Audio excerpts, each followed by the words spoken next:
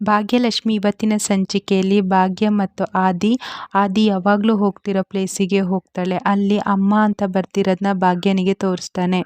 ನಾನು ನಮ್ಮಮ್ಮನ ನಿಮ್ಮಲ್ಲಿ ಕಂಡೆ, ಆ ಮಮತೆ ಪ್ರೀತಿ ನಿಮ್ಮ ಕೈ ತುತ್ತೆಲ್ಲ ನಿಮ್ಮಲ್ಲಿ ಕಂಡೆ. ನಿಮ್ಮನ್ನು ಕಳ್ಕೊಳ್ಳೋಕ್ಕೆ ನಂಗೆ ಇಷ್ಟ ಇಲ್ಲ ಭಾಗ್ಯವರೇ. ನಿಮಗೆ ಯಾಕೋ ಈಗ ನನ್ನ ಮೇಲೆ ಪ್ರೀತಿ ಕಡಿಮೆ ಆಗ್ತಾ ಉಂಟಲ್ಲ ಅಂತ ಹೇಳ್ತಾನೆ. ನಾನೊಂದು ವಿಚಾರ ಕೇಳ್ತೀನಿ ಅಂತ ಆದಿ ಹೇಳ್ತಾನೆ. ಹೇಳಿ ಭಾಗ್ಯವರೇ ಅಂತ ಭಾಗ್ಯ ಹೇಳ್ತಾಳೆ. ಏನೂ ಇಲ್ಲ, ನಿಮ್ಮ ಜೀವನದಲ್ಲಿ ಹೋಗಿದ್ದೆಲ್ಲ ಈಗ ವಾಪಸ್ ಬರ್ತಾ ಇದೆ. ತಾಂಡವ್ ಒಳ್ಳೆಯವ್ರಾಗ್ತೀನಿ, ನಿಮ್ಮ ಜೀವನಕ್ಕೆ ಬರ್ತೀನಿ ಅಂತೆಲ್ಲ ಹೇಳ್ತಾ ಇದ್ದಾರೆ. ಹಾಗಾಗಿ ನನ್ನ ಮೇಲೆ ನಿಮಗೆ ಪ್ರೀತಿ ಕಡಿಮೆ ಆಗಿದೆಯಲ್ಲ ಅಂತ ಆದಿ ಹೇಳ್ತಾನೆ. ಈ ಕಡೆ ತಾಂಡವ್ ಸುಸ್ತಾಗಿ ಕೂತಿರುವಾಗ ತನ್ವಿ ಹೋಗಿ ನೀರು ತಂದು ಪಪ್ಪ ನೀರು ಕುಡೀರಿ ಅಂತ ಹೇಳ್ತಾಳೆ. ನೀರು ಕುಡಿಯೋಷ್ಟೊತ್ತಿಗೆ ಕುಸುಮ ಬಂದು ಲೋಟದಲ್ಲಿ ಯಾಕೆ ನೀರು ಕೊಡ್ತಿದ್ದೀಯಾ, ಒಂದು ಕೊಡಪಾನದಲ್ಲೇ ಕೊಡು ಕುಡೀಲಿ ಅಂತ ಹೇಳ್ತಾನೆ. ಅಷ್ಟೊತ್ತಿಗೆ ಯಾಕೆ ಪಪ್ಪಂಗೆ ಹಿಂಗೆ ಹೇಳ್ತಿದ್ದೀರಾ, ಮತ್ತಿನ್ನೇನು ನನ್ನ ಸೊಸೆ ಎಲ್ಲಿ, ನನ್ನ ಸೊಸೆನ ಎಲ್ಲಿ ಬಿಟ್ಟು ಬಂದೆ ನೀನು, ಫಸ್ಟ್ ಅದನ್ನು ಹೇಳು ಅಂತಾಳೆ ಕುಸುಮ. ಇಲ್ಲ ಅಮ್ಮ, ಅವಳು ಟಿಫಿನ್ ಕೊಡೋಕ್ಕೆ ಹೋಗಿದ್ದಾಳೆ, ನಾನು ಬೈಕ್ ಇಟ್ಕೊಂಡು ಬಂದೆ ಅಂತ.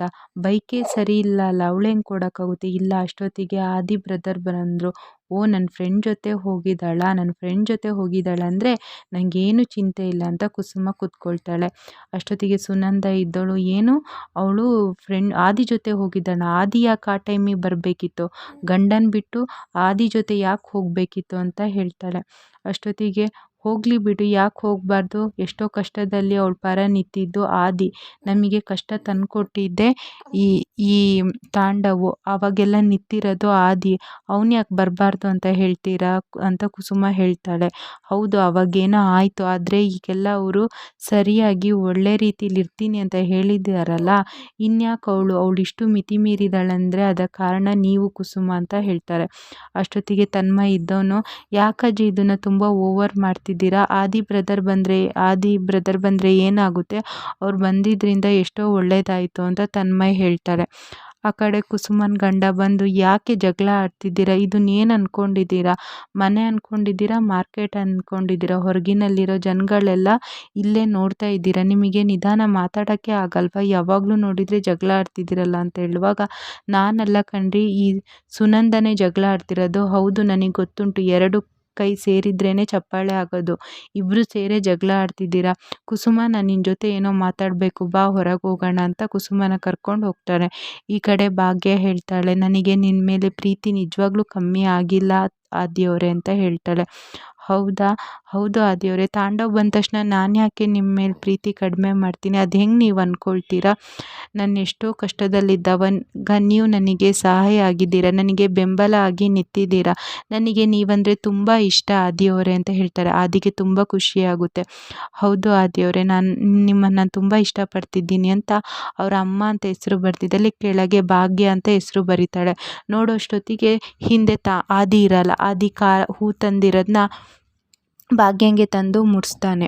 ಈ ಕಡೆ ಕುಸುಮನ್ ಗಂಡ ಹೇಳ್ತಾನೆ, ತಾಂಡವು ತುಂಬ ಒಳ್ಳೆಯವನಾಗಿದ್ದಾನೆ, ಅವನಿಗೆ ಯಾಕೆ ಅವಕಾಶ ಕೊಡಬಾರ್ದು, ಅವನಿಗೊಂದು ಅವಕಾಶ ಕೊಟ್ಟು ನೋಡೋಣ, ಅವನು ತುಂಬ ಒಳ್ಳೆಯವನಾಗಿದ್ದಾನೆ ಅಂತ ಹೇಳ್ತಾನೆ. ಅಷ್ಟೊತ್ತಿಗೆ ಕುಸುಮ ಇದ್ದವಳು, ಅವನೇನು ಅಂತ ತಾಯಿಯಾಗಿ ನನಗೆ ಗೊತ್ತುಂಟು, ಅವನು ಯಾವತ್ತಿದ್ರೂ ಬದಲಾಗಲ್ಲ, ಇನ್ನೂ ಬೇಕಾದ್ರೆ ನೋಡಿ, ಇನ್ನೂ ಎರಡು ದಿನ ಟೈಮ್ ಉಂಟಲ್ಲ, ಆವಾಗ ಅವನ ಮುಖ ಏನು ಅಂತ ನಾನು ತೋರಿಸ್ತೀನಿ ಅಂತ ಕುಸುಮ ಹೋಗ್ತಾಳೆ.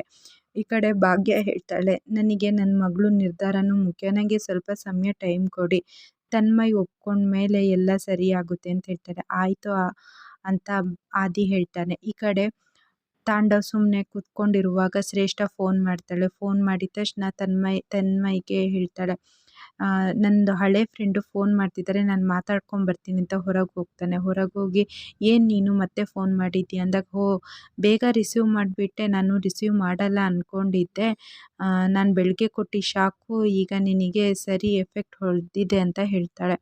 ಅಷ್ಟೊತ್ತಿಗೆ, ನೀನು ಯಾವ ಕಾರಣಕ್ಕೂ ಅವರಿಬ್ಬರಿಗೂ ಹಿಂಸೆ ಮಾಡಬೇಡ ಅಂತ ಫೋನ್ ಕಟ್ ಮಾಡೋ ಅಷ್ಟೊತ್ತಿಗೆ ಮುಂದೆ ಕುಸುಮ ನಿಂತಿರ್ತಾಳೆ. ಇಷ್ಟು ಇವತ್ತಿನ ಸಂಚಿಕೆಯಲ್ಲಿ ನಡೆದಿದೆ.